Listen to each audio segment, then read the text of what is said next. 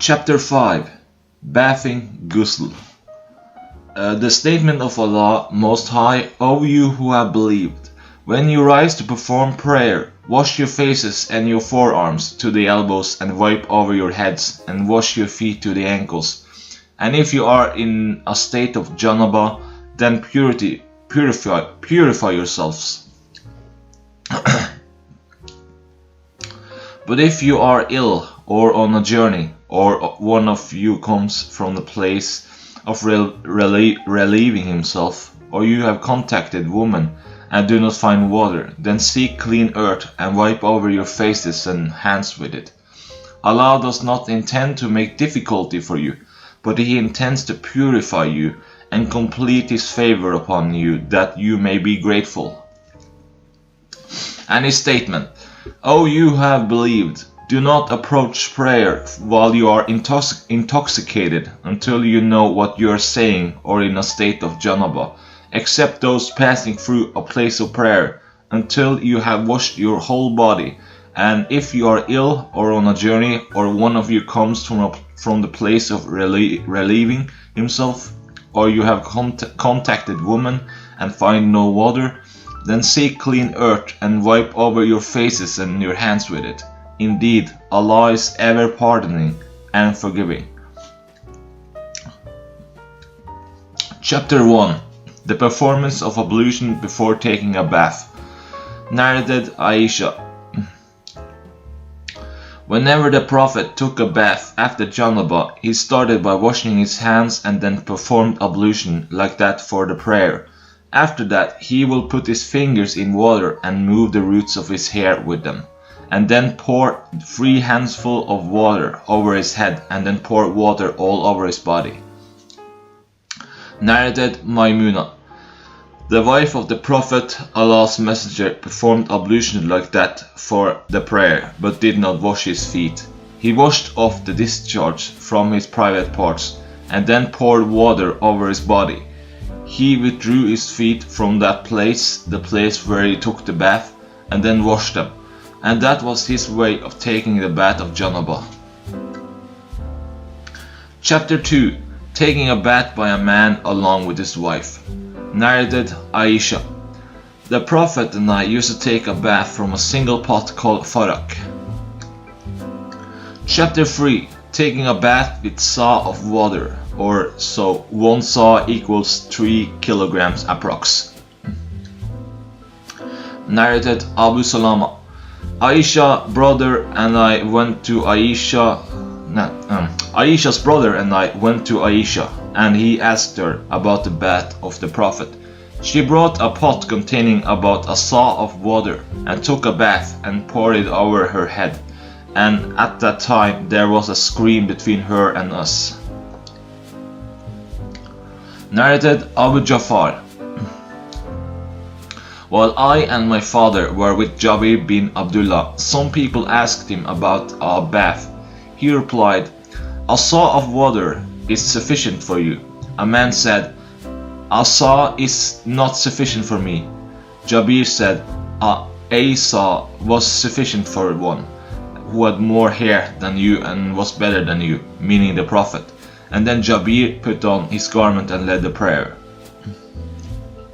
Narrated Ibn Abbas. The Prophet and Maimuna used to take a bath from a single pot.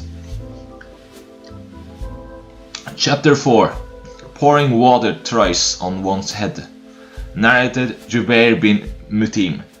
Allah's Messenger said, "As for me, I pour water 3 times on my head," and he pointed with both his hands. Narrated Jabir bin Abdullah. The Prophet used to pour water 3 times on his head. Narrated Abu Ja'far. Jabir bin Abdullah said to me, "Your cousin Hassan bin Muhammad bin al-Hanafiya came to me and asked about the bath of janaba." I replied, "The Prophet used to take 3 handfuls of water, pour them on his head, and then pour more water over his body." Al-Hassan said to me, "I am a hairy man." I replied, "The Prophet had more hair than you." Chapter 5.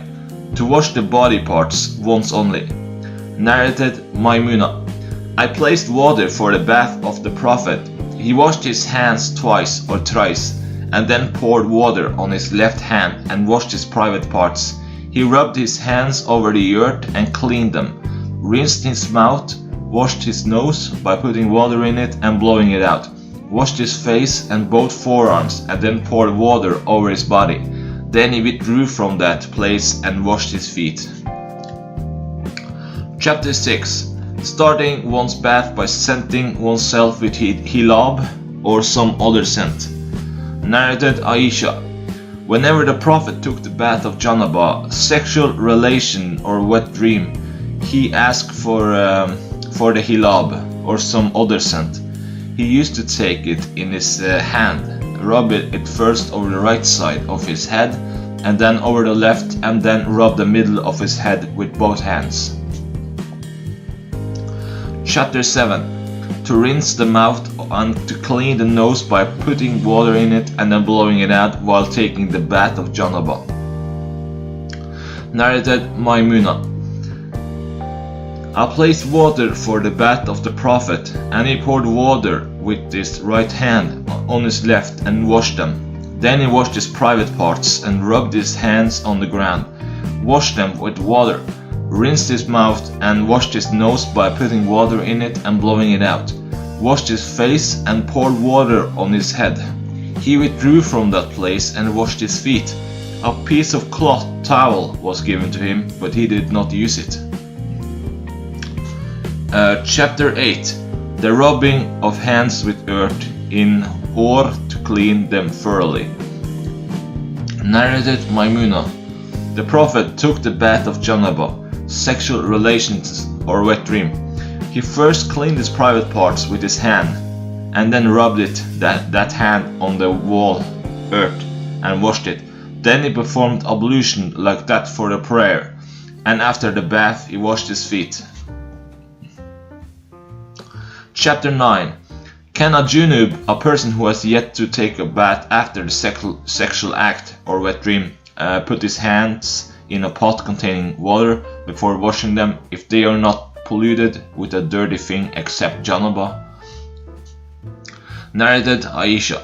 The Prophet and I used to take a bath from a single pot of water, and our hands used to go in the pot and after each other in turn. Narrated Aisha. Whenever Allah's Messenger took a bath of janaba, he washed his hands first. Narrated Aisha. The Prophet and I used to take a bath from a single pot of water after janaba. Narrated Anas bin Malik. The Prophet and one of his wives used to take a bath from a single pot of water. Shuba added to Anas' statement after the janaba. Chapter 10. Interval during ablution or bath. Narrated Maimuna. I placed water for the bath of Allah's Messenger, and he poured water over his hands and washed them twice or thrice. Then he poured water with his right hand over his left and washed his private parts with his left hand. He rubbed his hand over the earth and rinsed his mouth and washed his nose by putting water in it and blowing it out. After that he washed his face, both forearms and head thrice, and then poured water over his body. He withdrew from that place and washed his feet. Chapter 11. Pouring water with one's right hand over the left one during the bath. Narrated Maimuna bint al-Harith. I placed water for the bath of Allah's Messenger and put a screen. He poured water over his hands and washed them once or twice. The sub-narrator added that he did not remember if she had said thrice or not. Then he poured water with his right hand over his left one and washed his private parts. He rubbed his hand over the earth or the wall and washed it. He rinsed his mouth and washed his nose by putting water in it and blowing it out. He washed his face, forearms and head. He poured water over his body and then withdrew from that place and washed his feet. I presented him a piece of cloth towel, and he pointed with his hand that he does not want it, and did not take it. Chapter 12. Having sexual intercourse and repeating it, and engaging with one's own wives, and taking a single bath after doing so. Narrated Muhammad bin al-Muntatir, on the authority of his father, that he had asked Aisha about the hadith of Ibn Umar. She said, "May Allah be merciful to Abu Abdurrahman. I used to put scent on Allah's messenger, and he used to go round his wives. And in the morning he assumed the ihram, and the fragrance of scent was still coming out from his body." Narrated Qatada. Anas bin Malik said, "The Prophet used to visit all his wives in a round, during the day and night, and they were 11 in number. I asked Anas, had the Prophet the strength for it? Anas replied, "We used to say that the Prophet was given the strength of 30 men."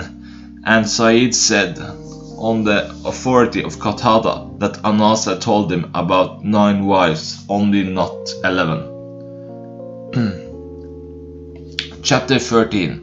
The washing away of emotional urethral discharge and performing ablution after it.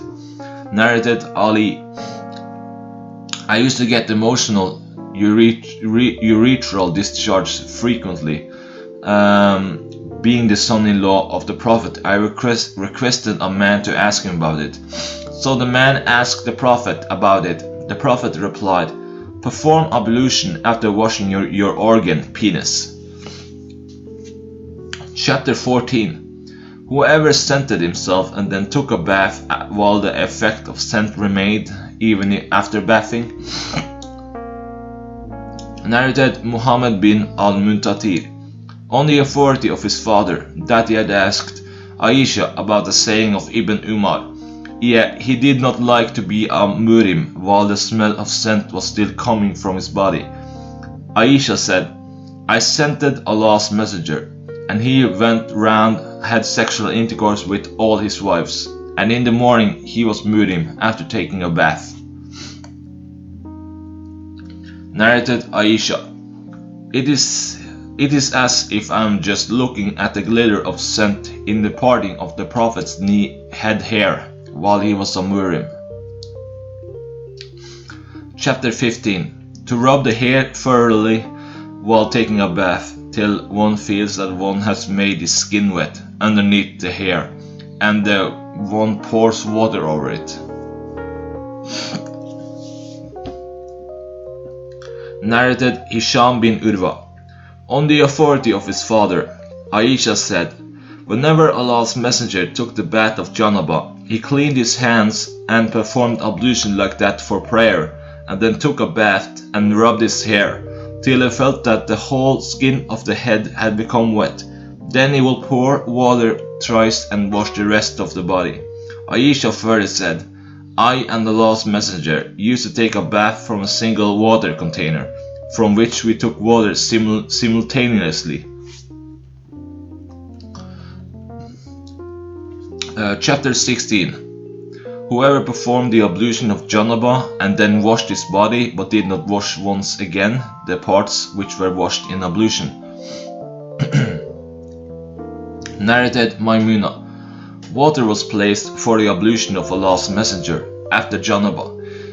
He poured water with his right hand over his left twice or thrice, and then washed his private parts, and rubbed his hand on the earth or on a wall twice or thrice, and then rinsed his mouth, washed his nose by putting water in it and then blowing it out, and then washed his face and forearms and poured water over his head and washed his body. Then he shifted from that place and washed his feet. I bought a piece of cloth, but he did not take it and removed the traces of the water from his body with his hand. Chapter 17. If someone while in the mosque remembers that he is junub, he should leave the mosque to take a bath, and should not perform tayammum. Narrated Abu Huraira. Once the call Iqama for a prayer was announced, and the rows were straightened, Allah's messenger came out, And when he stood up at his musalla, he remembered that he was junub. Then he ordered us to stay at our places, and went to take a bath, and then returned with water dropping from his head. He said, Allahu Akbar, and we all offered a prayer with him. Chapter 18. The removing of water from one's body with one's hands after taking the bath of Janaba. Narrated Maimuna, I placed water for the bath of the Prophet and screened him with a garment. He poured water over his hands and washed them. After that, he poured water with his right hand over his left and washed his private parts, rubbed his hands with earth and washed them, rinsed his mouth, washed his nose by putting water in it and then blowing it out, and then washed his face and forearms. He poured water over his head and body. He then shifted from that place and washed his feet. I gave him a piece of cloth, but he did not take it, and came out removing the water from his body with both his hands. Chapter 19. Starting from the right side of one's head while taking a bath. Narrated Aisha. Whenever any one of us was junub, she poured water over her head thrice with both her hands, and then rubbed the right side of her head with one hand, and rubbed the left side of the head with the other hand. Chapter 20. Whosoever took a bath alone in seclusion, completely naked. Narrated Abu Huraira. The Prophet said, the people of Bani Israel used to take bath naked all together, looking at each other. The Prophet Moses used to take a bath alone. They said, by Allah, nothing prevents Moses from taking a bath with us, except that he has a scrotal hernia. So once Moses went out to take a bath and put his clothes over a stone, and then that stone ran away with his clothes. Moses followed the stone, saying, my clothes, O stone, my clothes, O stone, till the people of Bani Israel saw him and said, by Allah, Moses has got no defect in his body. Moses took his clothes and began to beat the stone. Abu Huraira added, by Allah, there are still 6 or 7 marks present on the stone from that excessive beating. Narrated Abu Huraira. The Prophet said, when the Prophet Job Ayub was taking a bath naked, golden locusts began to fall on him. Job started collecting them in his clothes. His Lord addressed him, O Job, haven't I given you enough so that you are not in need of them? Job replied, yes, by your honor, power, but I cannot dispense with your blessings.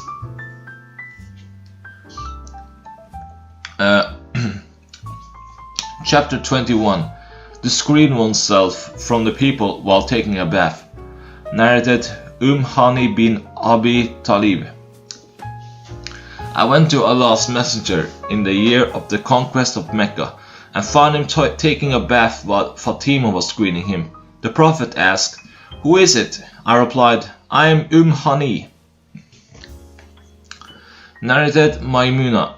I screened the Prophet while he was taking a bath of Janaba. He washed his hands, poured water from his right over his left, and washed his private parts. Then he rubbed his hand over a wall or the earth, and performed ablution, similar to that for the prayer, but did not wash his feet. Then he poured water over his body, shifted from that place, and washed his feet. Chapter 22. If a woman has a wet dream, nocturnal sexual discharge. Narrated Salama.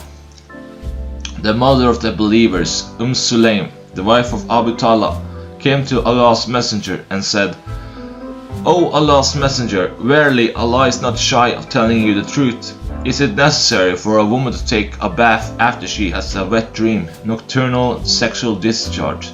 Allah's Messenger replied, yes, if she notices a discharge. Chapter 23. What is said regarding the sweat of a junub and a Muslim never becomes impure. Narrated Abu Huraira. The Prophet came across me in one of the streets of Medina, and at that time I was junub, So I slipped away from him and went to take a bath.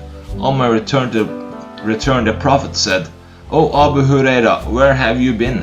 I replied, "I was junub, so I disliked to sit in your company." The Prophet said, "Subhanallah, a believer never becomes impure."